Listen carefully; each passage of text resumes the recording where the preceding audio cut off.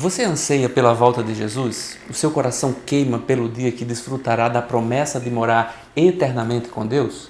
Eu espero que sim. Mas eu também espero que você esteja aprendendo a viver bem enquanto esse dia não chega. Falo isso porque se nós, como cristãos, não entendermos o real sentido do tempo entre a salvação e a glorificação, nós podemos cair na armadilha de desprezar esse mundo e viver somente pensando no céu. Tem um texto na carta de Paulo a Tito que nos fala sobre como o Evangelho nos chama a viver antes que chegue o dia da volta de Cristo. Tito 2, do 11 ao 13, diz assim: Pois Deus revelou a sua graça para dar a salvação a todos. Essa graça nos ensina a abandonarmos a descrença e as paixões mundanas e a vivermos neste mundo uma vida prudente, correta e dedicada a Deus, enquanto ficamos esperando o dia feliz em que aparecerá a glória do nosso grande Deus e Salvador, Jesus Cristo.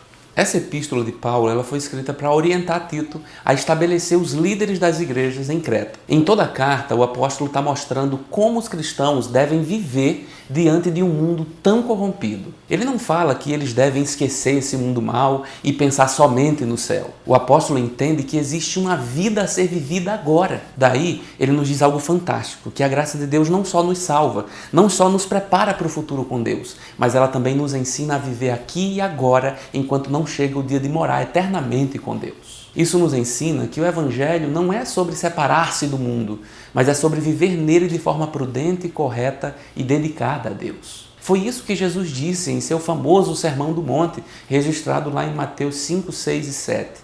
Quando falou que seus discípulos são a luz do mundo. Logo após falar das bem-aventuranças, o mestre fala que seus discípulos não precisam ter medo da pequenez e das suas possíveis falhas. Muito pelo contrário, eles dependem da justiça do Cristo e isso basta. Jesus sabia que era uma grande responsabilidade alguém representar o reino de Deus. Mas ele sabia também que isso não pode ser feito pela força ou pela vontade humana, pois somente Deus pode permitir isso. Por isso, os discípulos não podem se esconder, eles não podem se afastar do mundo. Muito pelo contrário, eles devem brilhar a luz de Deus enquanto caminham aqui nesse mundo, nessa terra. Isso me faz olhar para o Evangelho como algo muito mais profundo do que uma religião. Não é sobre regra de como podemos chegar a Deus, não é sobre o que usar ou deixar de usar, mas é sobre olhar a vida com outros olhos. Enquanto você olhar para o Evangelho apenas como uma religião, a concorrência vai ser muito grande.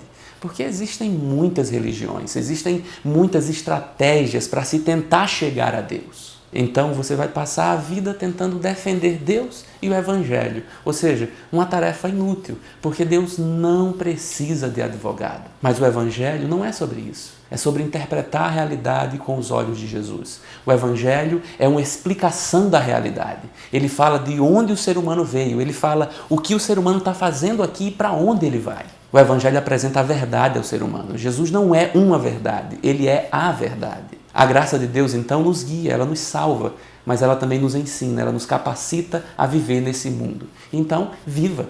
Viva para a glória de Deus, seja na igreja, na rua, em casa, no trabalho, na escola, porque Deus é contigo. Você pode ansiar pela volta de Cristo, mas isso não está no seu domínio. Então, descanse e viva a vida. Que o Senhor nos ajude. Até a próxima.